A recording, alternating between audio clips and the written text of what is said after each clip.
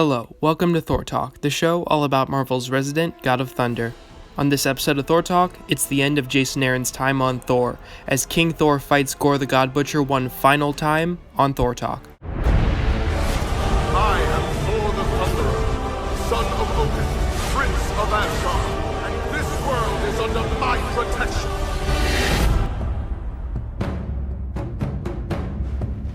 King Thor number 4 was written by Jason Aaron and was published in December of 2019. Billions of years into the future, Thor rules as King of Asgard.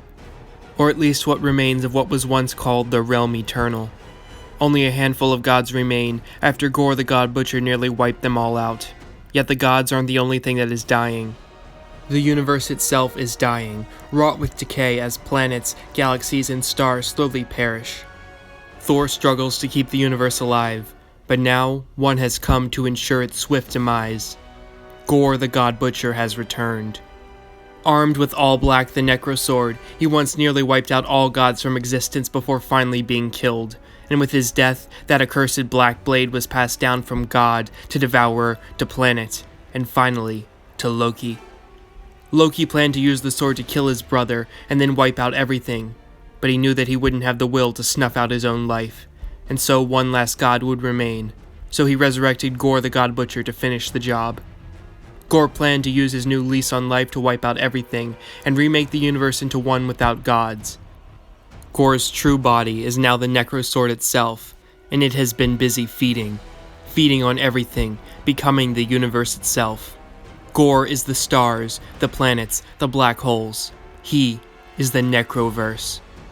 Thor rides a space shark into the black void that is now everything, and he earns himself a new name, Ragnarok. Once he did everything he could to save the universe, but now, Thor begins to destroy it bit by bit.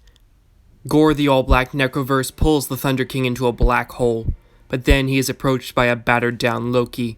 As Thor struggles within the black hole, as he at last reaches the end, he realizes something.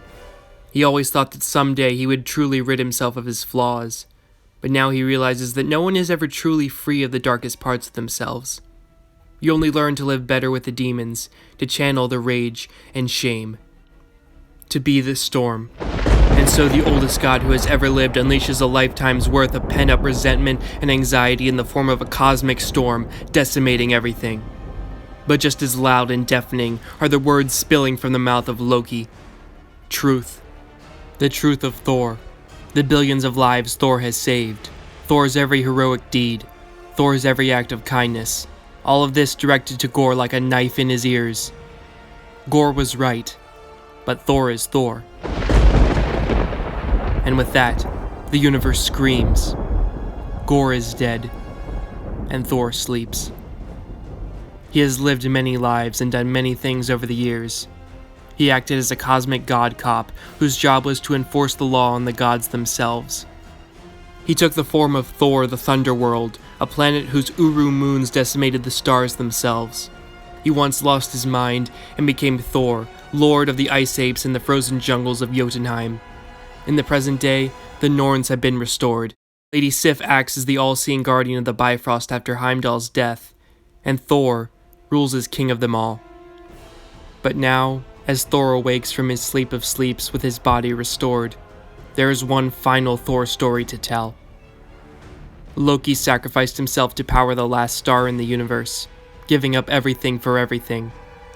But it will not be enough. After everything Thor did to destroy Gorr's Necrosword, the universe is collapsing. Entropy is spreading, coming for the earth and its last specks of life. Thor whispers words to Mjolnir for Mjolnir alone. He drops it. He embraces his granddaughters, and he goes to duel with decay itself. And so he does.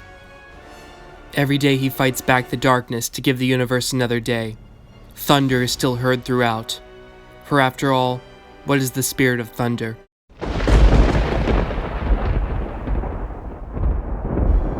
It is to be heard.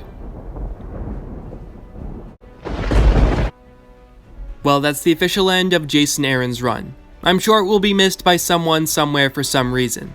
But honestly, I didn't mind this 4-issue miniseries. It's certainly the best Thor thing that Aaron has written in a long time, and I'm not surprised as it plays to his strengths. For example, while his depiction of modern Thor has progressively gotten worse, and he fails to properly develop his nearly irredeemable young Thor, Aaron's portrayal of old King Thor has remained among his best work. It's perhaps because he's the only version of Thor that is truly Aaron's creation, so he's free to portray him as he pleases without it seeming contrived.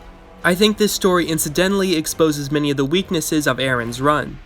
One of Aaron's biggest problems has been that he went too big too soon and was unable to reach the same heights. His first story involved Gorr the Godbutcher nearly killing every god across time and space. How do you go bigger than that?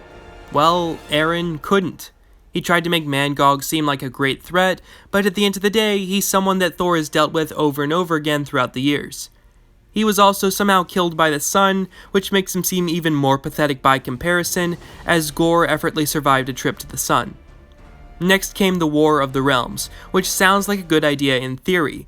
If you can't go bigger, then do something different like a war. But Aaron made the strange decision to devolve the war into another invasion of Earth.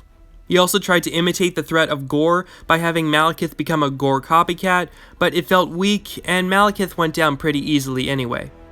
So if you can't do any better than Gorr, what do? You just bring him back. And it doesn't quite feel right. It's like how Star Wars keeps bringing back the Death Star. It just feels cheap and uninspired. I think at the end he finally goes so big with Gorr becoming the Necroverse that he nearly reaches the height of the original Godbutcher, but it's resolved so easily that it fails to truly reach the maximum impact. Though I did find it funny that part of the way Gorr was defeated is just by someone pointing out that Thor becoming unworthy because Gorr was right about the gods doesn't make any sense. Fans have been pointing out for years that even if all the gods were selfish and evil, Thor clearly is not, so him becoming unworthy based on the sins of the other gods doesn't make any sense. Well, I've given this story enough of my attention. Aaron is dead. Long live Donny Cates. Well, that's all for this episode of Thor Talk. If you want to keep up with and support Thor Talk, simply subscribe. Once again, I'd like to formally state that all art and video is owned by its respective companies, and I own none of it. With that said, see you next time on Thor Talk, where...